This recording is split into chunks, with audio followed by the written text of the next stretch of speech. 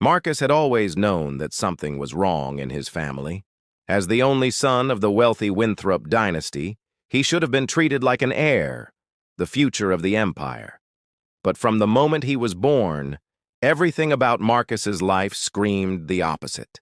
He was black, and in a family obsessed with appearances and pure blood, that alone made him an unwanted secret. He grew up in a large mansion in Connecticut, but the rooms that should have been filled with warmth and laughter were cold and silent. His father, a powerful businessman, never looked at him with pride. His mother had passed away when he was an infant, leaving him in the care of nannies and housekeepers. Every day, Marcus felt the weight of being the black mistake in a family that could never acknowledge him. School was no refuge either. While other children played outside, Marcus was often hidden away or ignored, shielded from the world that might see him. The staff at the mansion whispered about him behind closed doors. Some pitied him, others hated him for being a reminder of the family's shame. But Marcus was clever, observant, and resilient. Even at a young age, he understood the silent cruelty of wealth and racism. One rainy afternoon, when Marcus was 8, a new maid arrived. Her name was Clara, a black woman from a nearby town. She carried herself with dignity and a calm confidence that immediately stood out in the mansion's suffocating environment. The moment she saw Marcus, her eyes softened, recognizing a kindred spirit in his lonely gaze. "You're not alone, little one," she whispered, bending down to his level. Her voice carried a warmth Marcus had never experienced from anyone in his life. For the first time, he felt like someone saw him, not as a secret, not as a mistake, but as a person. Clara quickly became more than a maid. She was his mentor, his protector, and the only person who dared to defy the silent rules of the household. When the older Winthrop children mocked him for the color of his skin, Clara was there. When the staff ignored his cries for attention, she was there. And when the family tried to erase him from the history of the mansion, she quietly recorded everything, taking note of his rightful place in the family and keeping a secret plan that only Marcus could one day discover. But life in the Winthrop mansion was dangerous for a black child. The family's greed and obsession with status meant that every day was a struggle for survival. Marcus learned early that no one in the mansion could be trusted, except Clara. She taught him to read, to fight back with his mind, and to keep his dignity even when the world around him sought to humiliate him. That night, as Marcus lay awake in his small, lonely room, he stared at the ornate ceiling and wondered why being black made him invisible to the very people who were supposed to love him. The rain pattered against the windows, echoing the quiet frustration in his young heart. But with Clara's guidance, a spark of hope flickered.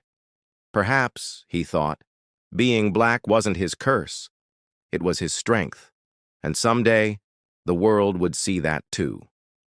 Little did Marcus know Clara had already begun uncovering a secret, a fortune that was rightfully his, hidden by the very family who claimed to be his, and that secret would change everything. Marcus could feel the weight of the mansion's cold walls pressing in on him every day. But Clara, the black maid who had become his protector, had a plan. A secret that could one day give him the power he deserved.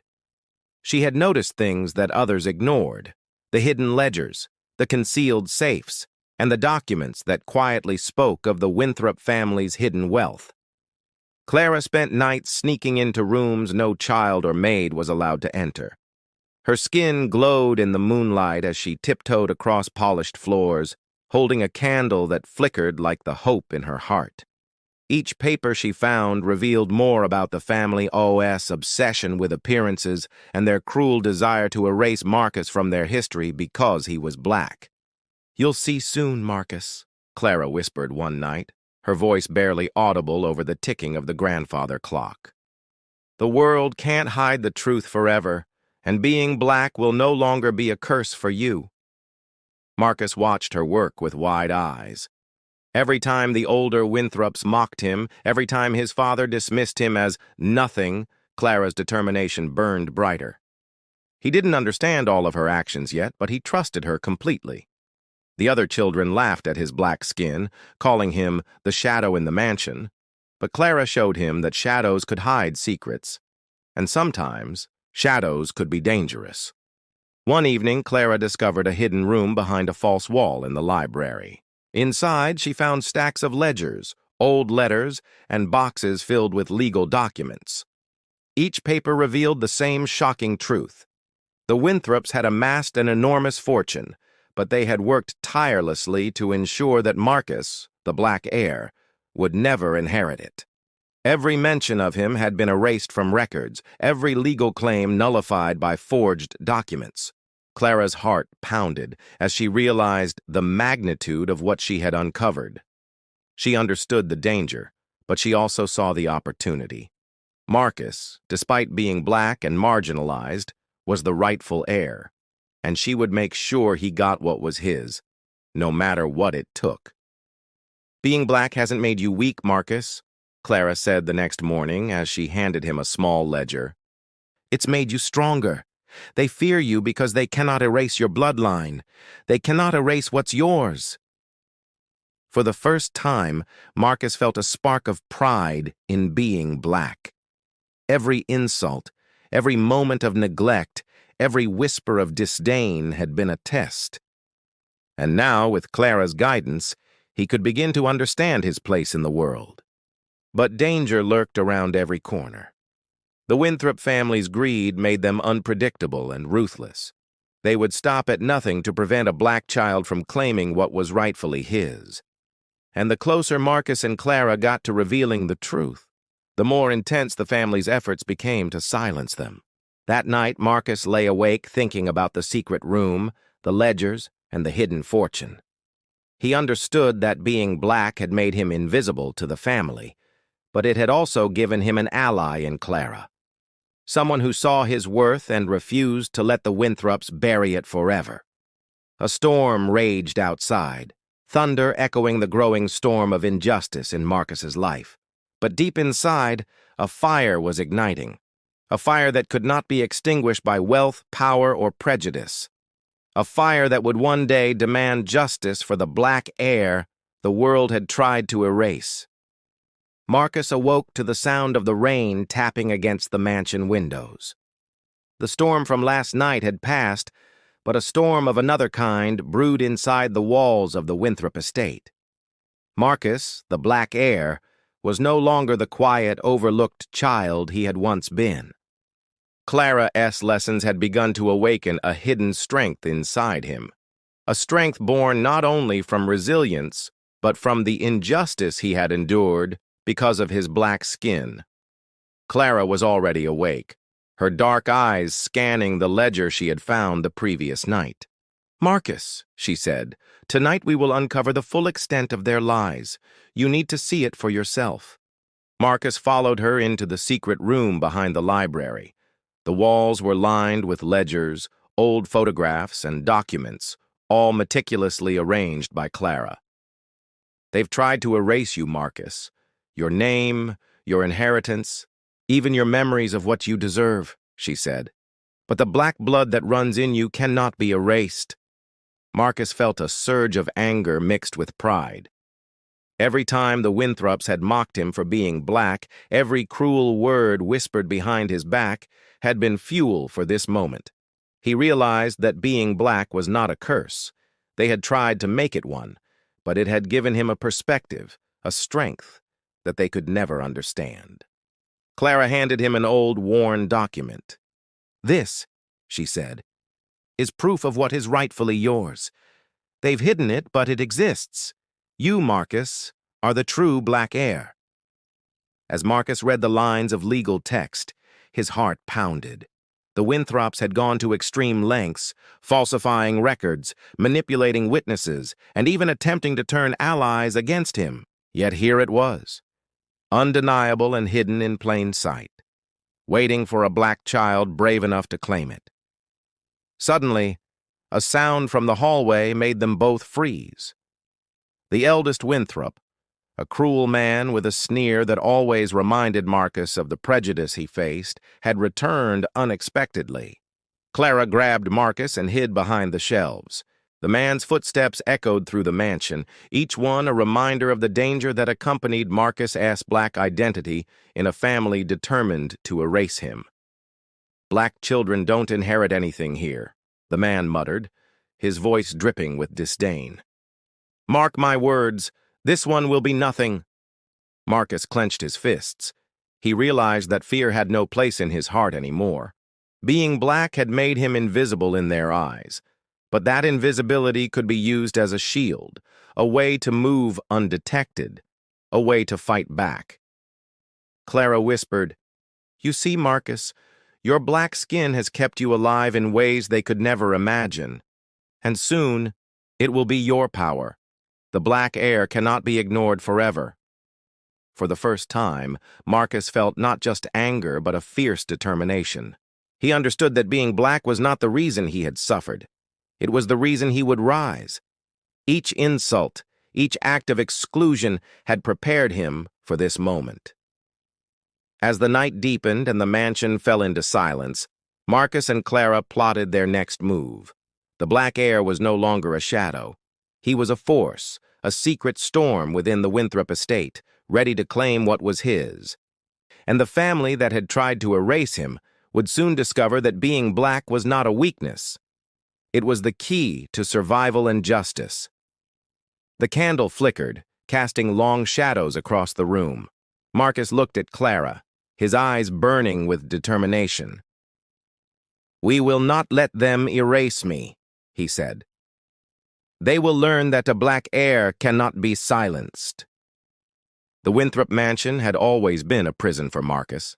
Its tall white pillars and marble floors gave the illusion of grandeur, but behind the polished walls lay a truth uglier than any broken stone. Marcus was not just ignored. He was deliberately erased, reduced to a whisper, because he was black. Clara had uncovered more proof from the hidden room. Old letters revealed how the family had worked in secret meetings with lawyers, bribing officials and altering documents to ensure Marcus, the black heir, would be written out of the family's future. The discovery made Marcus's blood boil.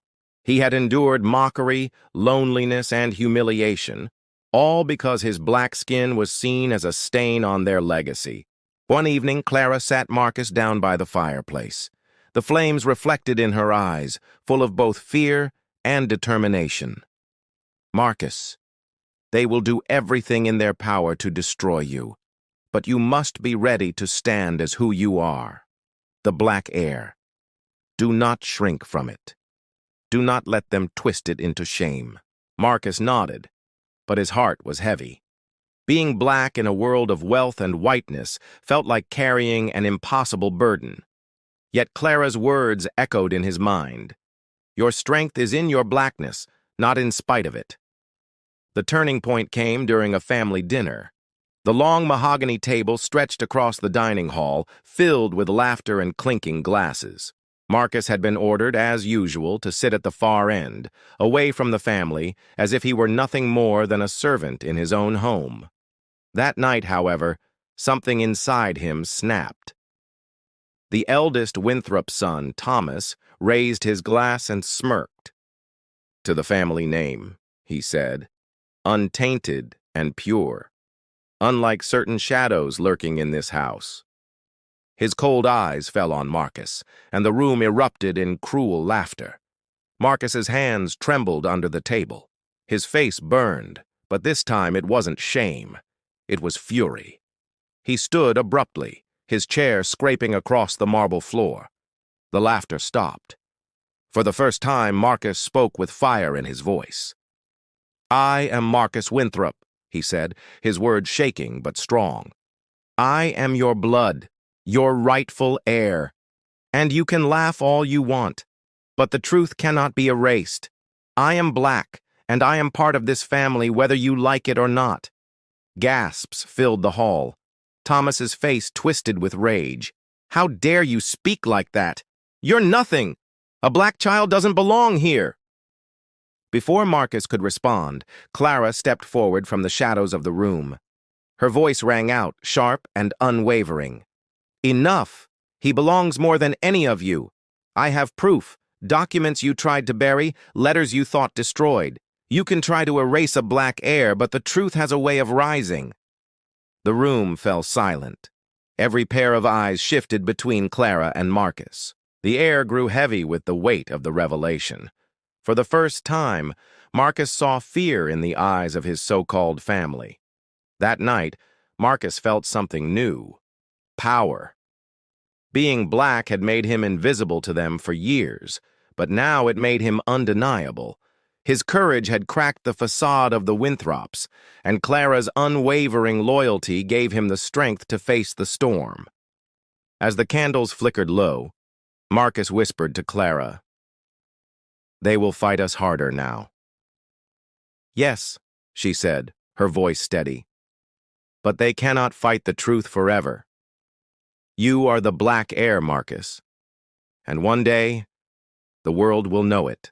The gossip in town about the black cleaner and the millionaire's son had grown so loud it couldn't be ignored anymore.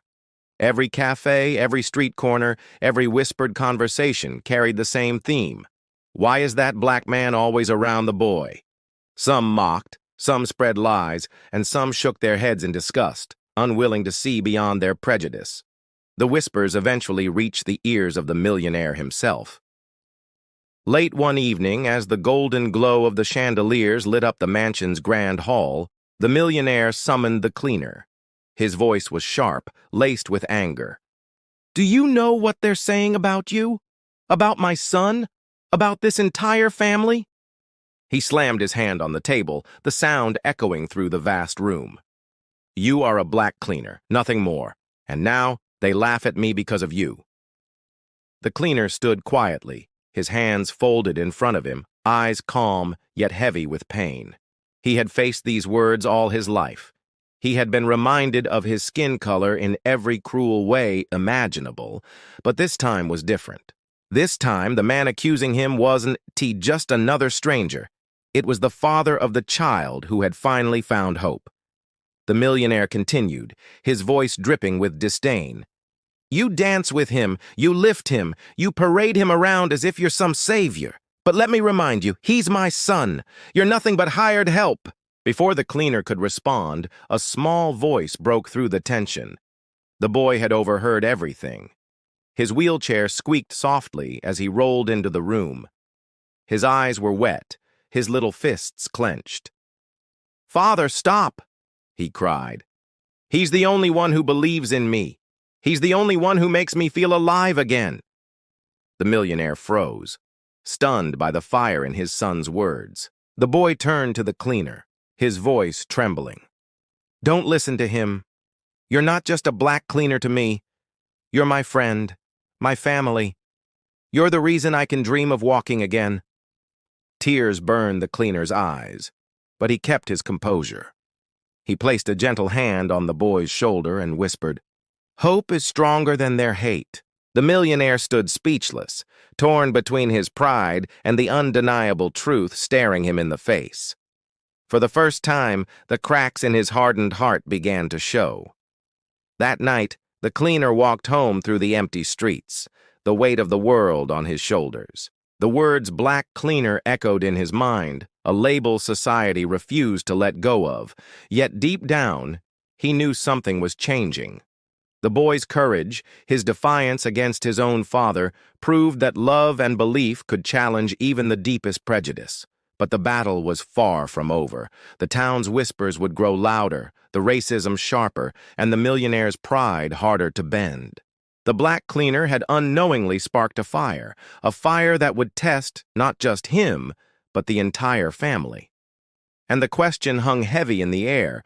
Would the boy's love and determination be strong enough to melt the chains of racism that had bound his father's heart for so long? The mansion was unusually quiet that night, as if even the walls were holding their breath. For days, tension had consumed the family. The millionaire, stubborn in his pride, avoided looking at the black cleaner, though his son's words still echoed in his mind. The boy, however, grew stronger with each passing day, his spirit fueled by the encouragement of the man the world dismissed as just a black cleaner. One morning, the town gathered at the park for a charity event hosted by the millionaire himself. It was supposed to be a show of wealth and power, but all eyes were on the boy. Rumors had spread. People whispered that he had begun to stand, that the black cleaner had done what even doctors couldn't. When the event began, the boy asked for everyone's attention. His little hands gripped the arms of his wheelchair tightly as he spoke. "My father is rich," he said, his voice shaking. "But money never gave me hope. Doctor said I'd never walk again, but this man—" He pointed at the black cleaner. "This black man, the one you mock, believed in me when no one else did." The crowd gasped. Some laughed cruelly, but others fell silent, uneasy at hearing the truth laid bare by a child. Then, before anyone could speak, the boy did something that silenced the entire park. With the black cleaner by his side, he pushed against the arms of his wheelchair. His legs wobbled, his face twisted in pain, but slowly, inch by inch, he rose to his feet. The crowd froze. The millionaire himself staggered back in disbelief. Tears streamed down the boy's cheeks as he took a shaky step forward. The cleaner's strong hands hovered near, ready to catch him, but the boy didn't fall. Another step, then another. The impossible was happening before everyone's eyes. The crowd erupted, but not with mockery, this time with awe. Cheers rang out, mixed with stunned gasps, and in that moment, the millionaire's world collapsed. All his wealth, his pride, his reputation meant nothing compared to the sight of his son walking again because of the black cleaner he had despised. The millionaire's knees buckled, and for the first time in his life, he bowed his head before the man he had once belittled. His voice cracked as he whispered, "Forgive me. I was blind, blinded by hate. You gave my son what I never could. Faith." The cleaner looked at him, the years of prejudice heavy in his eyes. But instead of anger, he offered his hand. "It's not me you should thank," he said softly. "It's your son. He chose to believe." The millionaire shook his hand, and for the first time there was no barrier of wealth, no wall of skin color, just two men connected by a boy's courage. From that day forward, the whispers in town changed. No longer was the black cleaner mocked. Instead, he was spoken of with respect, even reverence. The boy continued to walk, slowly regaining strength, always dancing to the rhythm his friend had taught him. And the millionaire? He became a changed man, no longer ashamed of the black cleaner, but proud to call him family. The story that began with prejudice ended with hope. Proof that love, courage, and belief could break even the hardest chains of racism.